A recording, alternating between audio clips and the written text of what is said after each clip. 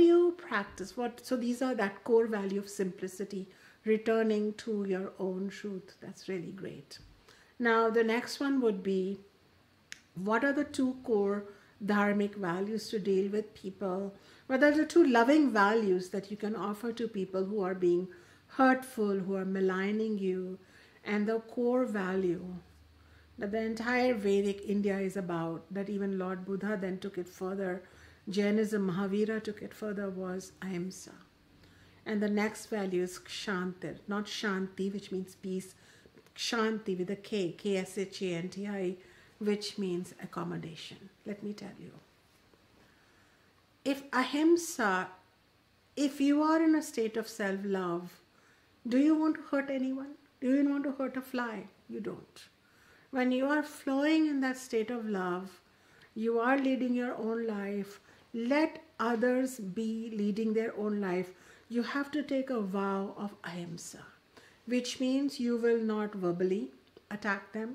You will not physically attack them. And if you want to take your act further, your spiritual journey further, you will also not mentally attack them. Every time you want to mentally attack, you will say, I send you loving thoughts towards greater enlightenment. May you find the light. You are not in the light. May you find the light.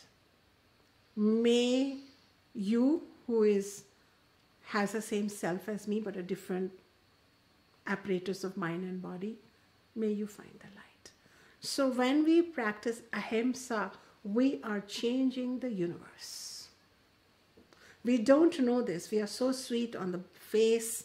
We write nice emails, but we think violent thoughts. Violent thoughts, they are the subtlest and the most powerful. They get heard by the other person because the self is same. Because the self is same, there are no secrets in this universe. Because the self is same, what you deeply think about that person becomes their reality. Now, you might think, why was Buddha attacked by his own brother? Did Buddha have violent thoughts? You can think that. Did Jesus have violent thoughts towards the people who threw stones at him? You can think that. That's not true. Lord Krishna has explained in the Bhagavad Gita that when we come in this universe, especially on planet Earth, the Bhuloka, there are two kinds of people. There are some very sleepwalking, unconscious people, and there are some enlightened people. So no worries about the enlightened people, the awake people, the conscious people. There are some sleepwalking people. And in the beginning, they might throw stones at you. They might throw a rock at you. They might come and hurt you. Now the whole universe is saying, how are you going to react? See, because they're unconscious anyway. You are the one who is conscious or wants to be on the conscious plane. How are you going to react? So did Lord Buddha, when he was about to, when his cousin was trying to kill him, did his brother think that? Did Lord Buddha say, peace to everyone, and then think a nasty thought toward his brother? No, Lord Buddha must have said, the self, myself in my brother's body is still asleep. His mind is brutally unconscious. Oh, I send him loving compassion. Oh, I send him loving compassion. This is how you become a Buddha. You don't become a Buddha with saying, well, my 20 other students are very nice, but this one brother of mine is conniving against me. He would never have become a Buddha.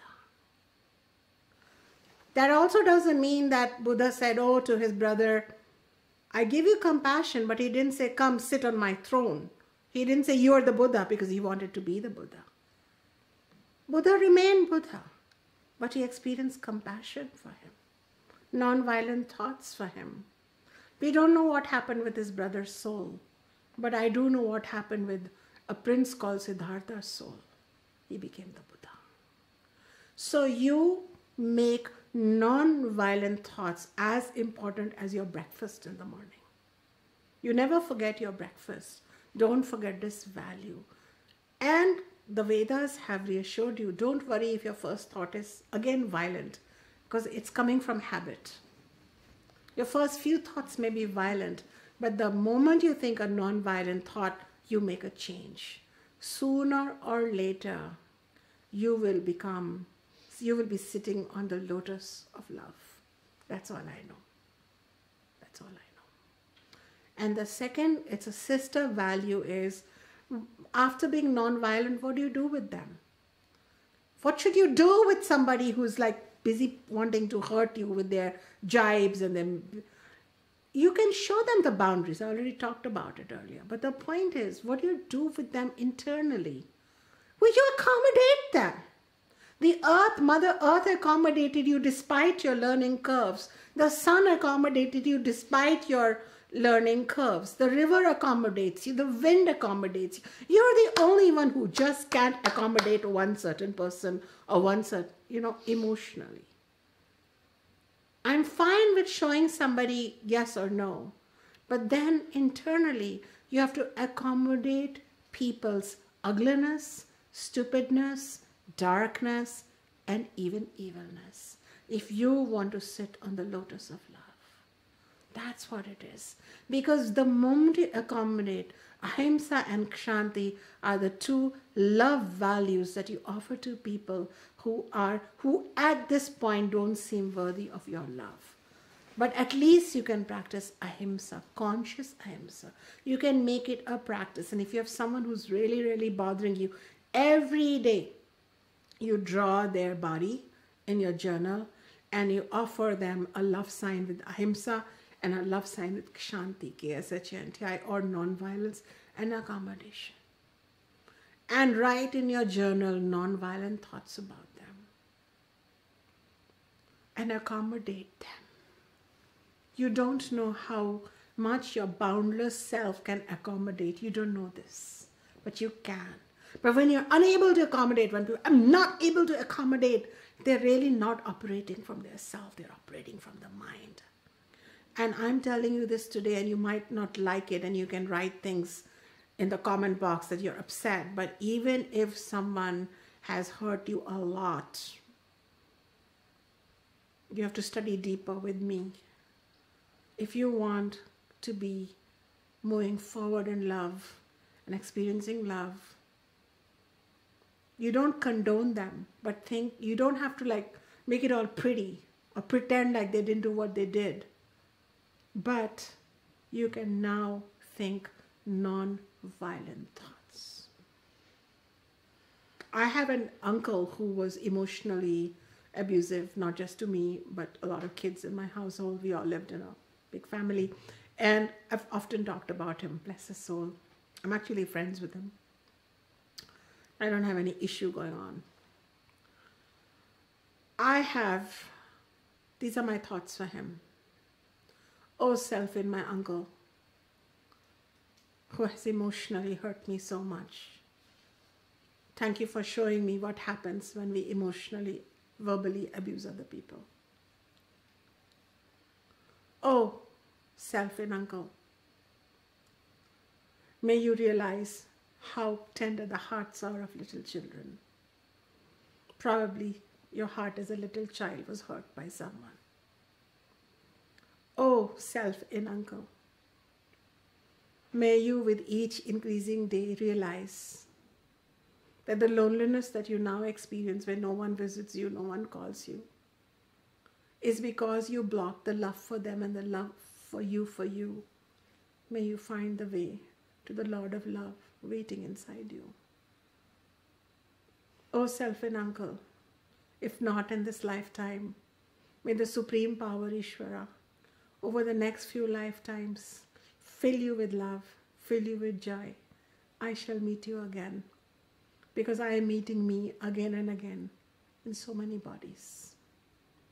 Through you, uncle, I realized the part that I had to work on.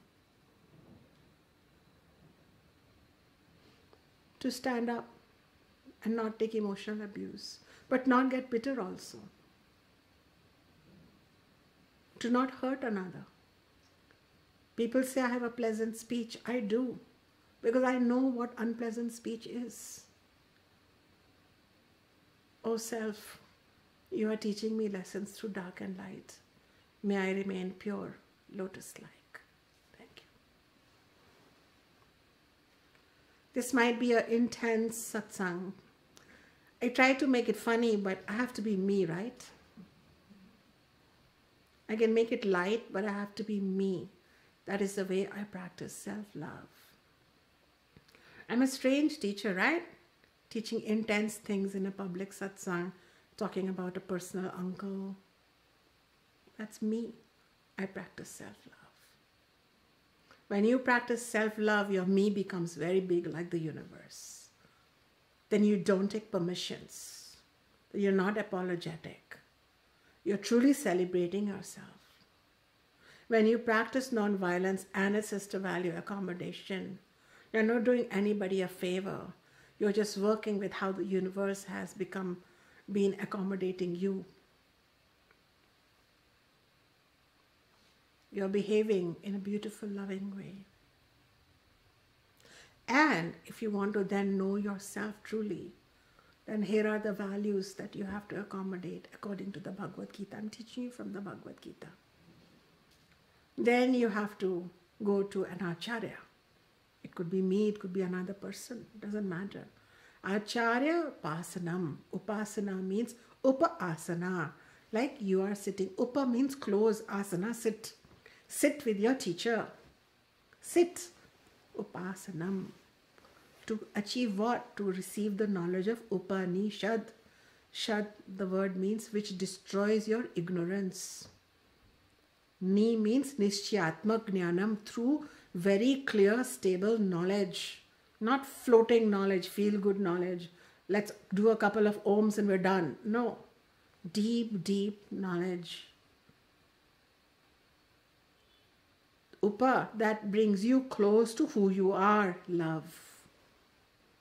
So at the value, it's a value in the Dharma. It's like go deeper, descend into the truth of love. Acharya Upasana, this is a value. People think Upasana means pray to the Acharya, like let's worship the Acharya. You can worship an Acharya. I don't mind if some of you want to make me your God. That's okay, fine, that will be fun. But the point is, the God is in you. So it's like a time waste. And the way if you can respect the teacher, that's enough. If you can learn from the teacher, that is better. If you can love the teacher, as long as it's a projection of love away from you. A true teacher will take you back to you. And the teacher, the next value would be Shaucham, where you start purifying. You fill your mind with love thoughts. And the love thoughts are like when a tiger shows up, all the little animals scurry away, right?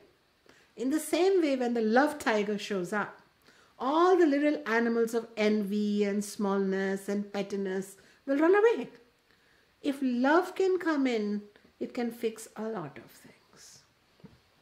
Recently, I was upset with someone. It was not a wrong upset.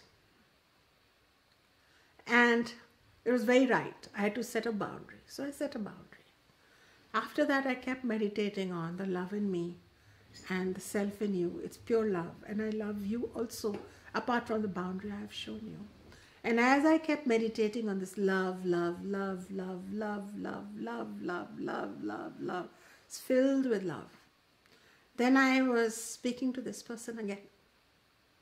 And this person said the following to me. They said, Shunya, you've not spoken to me in days on such and such topic.